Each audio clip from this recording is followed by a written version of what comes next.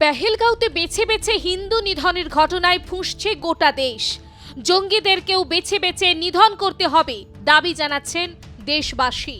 প্রধানমন্ত্রী নরেন্দ্র মোদীও ইতিমধ্যে পাকিস্তানকে মাটিতে মিশিয়ে দেওয়ার আশ্বাস দিয়েছেন। 22 अप्रैल को जम्मू कश्मीर के पहलगाम में आतंकियों ने मासूम देशवासियों को जिस बेरहमी से मारा है, उससे पूरा देश व्यथित है। कोटि कोटि देशवासी दुखी हैं।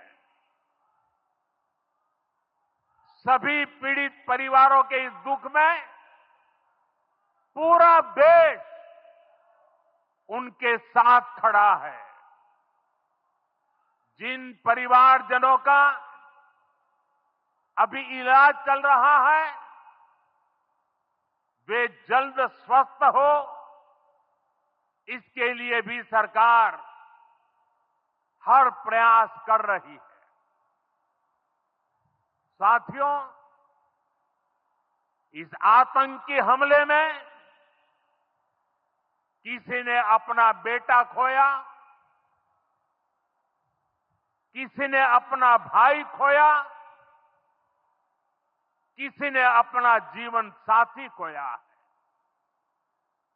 उनमें से कोई बांग्ला बोलता था, कोई कन्नड़ा बोलता था, कोई मराठी था, कोई ओडिया था, कोई गुजराती था, कोई यहां बिहार का लाल था।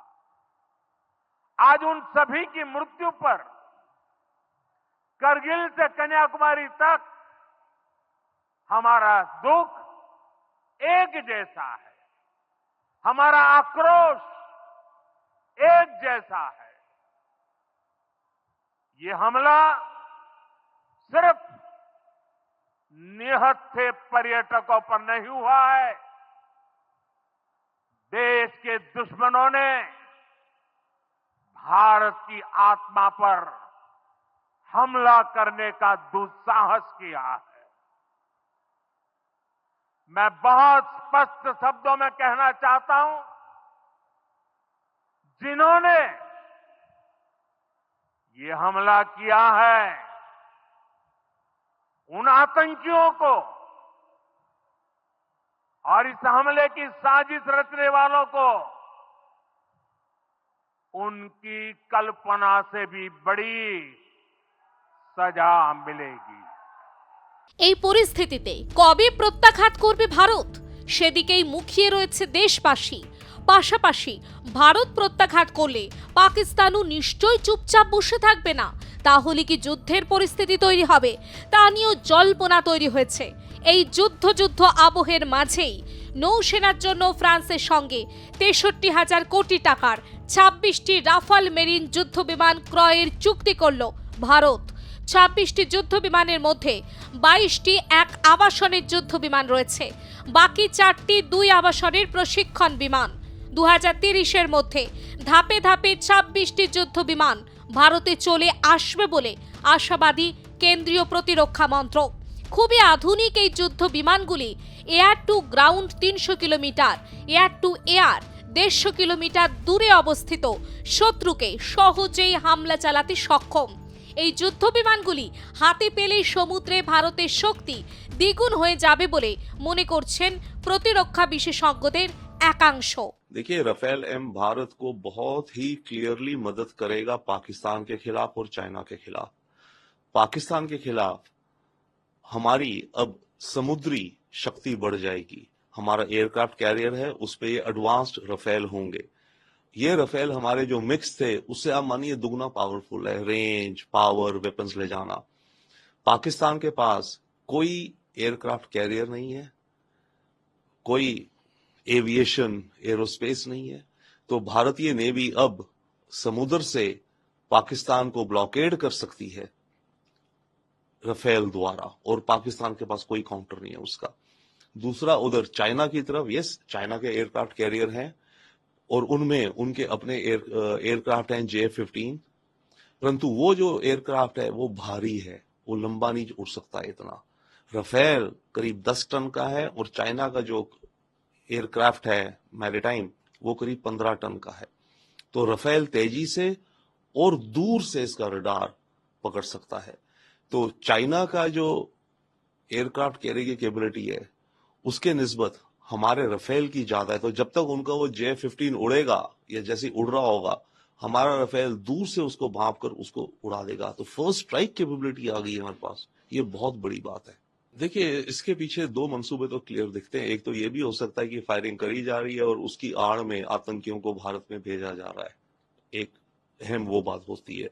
दूसरा ये है कि साइकोलॉजिकल अपने देश के अंदर वो ये रिपोर्ट दे रहे होंगे ना कि देखो इंडिया हम पे अटैक कर रही है LOC पे, वो ये थोड़ी कहेंगे कि हम कर रहे हैं। तो उनकी खबरें तो ये चलाएंगे ना आम आदमी के लिए कि इंडिया के सोल्जर्स हमारे LOC से हम पे, हमारे विलेजेस पे अटैक कर रहे हैं और हम देखो लड़ रहे हैं, पाकिस्तान आर्मी आपके लिए लड़ रही है, खतरा इतना बड़ा है, भारत पगला गया है हमारे अगेंस्ट, पानी बंद कर दिया है। तो ये सारा नैरेटिव वो अपने देश के अंदर चलाने के लिए कर रहे हैं ताकि वो पाकिस्तान की आवाम को डरा करके अपनी मिलिट्री के पीछे रखे। ये आज जो डिफेंस सेक्रेटरी ने नेवल वाइस चीफ के साथ मिलकर के जो 63,000 करोड़ का राफेल M वेरिएंट का जो डील साइन किया है और 26 एयरक्राफ्ट है राफेल के, हमारे पास ऑलरेडी 36 एयरक्राफ्ट एयरफोर्स के पास हैं और इन 26 में 22 सिंगल सीटर है और 4 ट्विन सीटर जो ट्रेनिंग के लिए इस्तेमाल किए जाएंगे। ये एक आधुनिक और सिर्फ फ्रेंच के पास ही है ये इस्तेमाल होते हैं और अब हमारे पास होंगे ये फोल्डिंग विंग्स, रीइंफोर्स्ड उसका अंडर कैरेज है और एक मैं कहूँगा वेरी हार्ड उसका लैंडिंग गियर्स हैं। उसके ये फ़ायदे हैं, ये जो MiG-29K जो हमने रूस से लिए थे, 45 उस वक्त लिए थे जिसमें से 40 आज की तारीख में हैं और उम्मीद की जाती है कि DRDO जो बना रहा है अपना AMCA का काउंटर पार्ट, तो मुझे लगता है वो भी अगले 10 साल में बन करके तैयार हो जाएगा, वो 5th जनरेशन एयरक्राफ्ट होगा।